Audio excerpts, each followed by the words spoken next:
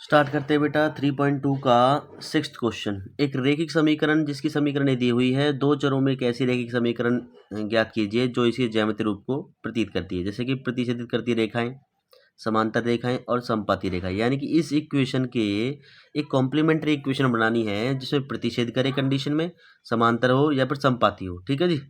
तो ये बेटा मैंने इंग्लिश में लिखा हुआ है। ठीक है बेटा, तो ये मैंने इंग्लिश में लिखा हुआ है, गिव द लीनियर इक्वेशन। ठीक है, ये इक्वेशन दे रखी है, आपको अनदर इक्वेशन लिखनी है बस जो इसकी कॉम्प्लीमेंट्री हो। जैसे पहला है आपका इंटरसेक्टिंग लाइंस। इंटरसेक्टिंग लाइंस क्या होती है? इसी कंडीशन में आपको बताता हूँ। इसकी जो कंडीशन होती है, इसकी जो स्थिति होती है वो क्या होती है बेटा, A1/A2 बराबर नहीं होना चाहिए B1/B2 के।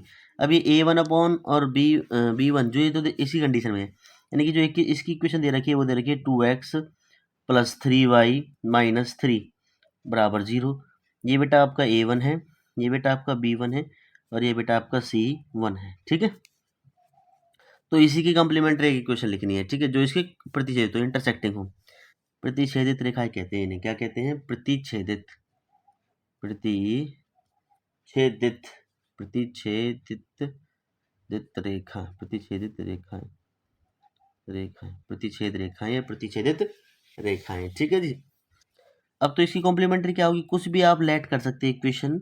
लेट सेकंड इक्वेशन जो आप करना चाहते हो, आपको इंटरसेक्टिंग लाइन बनानी है, तो यहाँ पर आप कर सकते हो 3x + 4y - 6 बराबर 0। ये आपका हो जाएगा बेटा A2, ये आपका हो जाएगा बेटा B2 और ये आपका हो जाएगा C2। तो जरा कंडीशन देखते हैं कैसी आ रही है।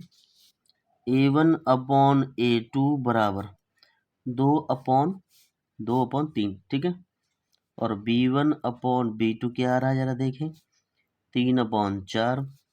और C1/C2 भी देख लेते हैं, वो आ रहा है बेटा -3/6, माइनस माइनस यानी 1/2। ये इसका आ रहा है, ये B1/B2, ये A1। कंडीशन क्या बनती है कि भाई A1/A2 बराबर नहीं है ना B1/B2 के, तो ये हमारी इंटरसेक्टिंग लाइन आ चुकी है।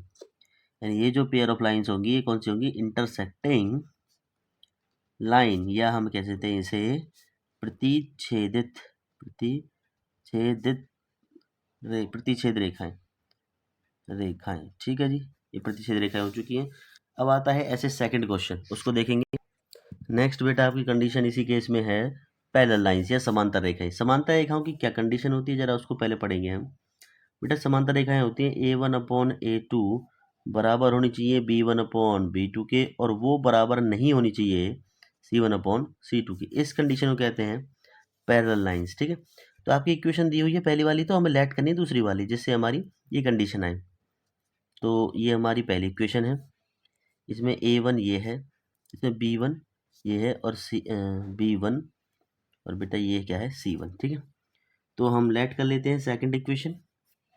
Let the second equation, second equation. ठीक है, अब A1/A2 बराबर होना चाहिए B1/2, यानी A1/A2 बराबर होना चाहिए B1/B2 के। तो यहाँ करते हैं 4x।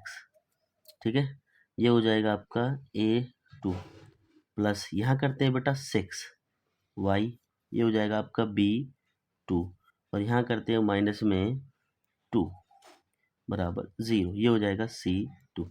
जरा देखते हैं कंडीशन क्या आती है। A1/A2 क्या आया जरा देखें, 2/4, यानी कि काटेंगे 2 एकम 2, 2 दूनी 4, 1/2 आ जाएगी A1/A2। B1/B2 क्या है जरा इसको देखो बेटा, 3/6, तो इसका भी 1/2 आ जाएगी। ठीक है, 1/2। और C1/C2 क्या आया जरा इसको देखें, C1/C2 देखो -3/-2, माइनस माइनस कट गया तो 3/2। तो कंडीशन ये आई है। ठीक है, ये आई है, तो जरा एक बार देख लेते हैं। देखो A1/A2 बराबर तो है B1/B2 के, 1/2 है ना B1/B2 के, परंतु ये बराबर नहीं है C1/C2 के। तो ऐसी कंडीशन क्या कहते हैं? Parallel lines. तो हमारी सेकंड इक्वेशन ये आ चुकी है इसकी। ठीक है, जो हमें मानी थी पैरेलल लाइंस। ठीक है, इसे कहते हैं समांतर रेखाएं, समांतर रेखाएं। चलो अब रह गया बेटा लास्ट क्वेश्चन, उसको करते हैं नेक्स्ट पेज पर। इस क्वेश्चन का लास्ट पॉइंट है कोइंसिडेंट लाइन, यानी कि अब हमें ऐसी इक्वेशन लेट करनी है जो इसके कोइंसिडेंट हो बिल्कुल। ठीक है, तो हम कंडीशन क्या होती है कोइंसिडेंट की, देख लेते हैं। A1/A2 बराबर है बेटा B1/B2 के, और ये भी बराबर है C1/C2 के। इस वाली कंडीशन को देखना है। तो ये हो गया आपका A1, ये हो गया बेटा आपका B1, और ये हो गया आपका C1। ऐसे ही इक्वेशन मतलब ऐसे बिल्कुल इसके कोइंसिडेंट आए तो लेट करेंगे सेकंड इक्वेशन। ये हमारी फर्स्ट इक्वेशन है, ये हमें गिवन है। सेकंड इक्वेशन हम क्या करेंगे, लेट कर लेते हैं। चलो सेकंड इक्वेशन देखो जरा, तो इसको कर देते हैं 4x प्लस इसको कर देते हैं 6y, इसको कर देते हैं, ये 8 है तो इसको कर देते हैं बेटा 16, बस बराबर 0। अगर देखो ये हो जाएगा आपका A1, ये हो जाएगा आपका B1, और ये हो जाएगा आपका A2, B2 और C2, जो हमारे A1 B1 C1 तो ये आ गए। तो कंडीशन क्या होगी, A1/A2 बराबर B1 देखो एक बार क्या होती है, यानी 2/4, 2 एकम 2, 2 दूनी 4। ठीक है, यानी 1/2 आ गया इसका भी।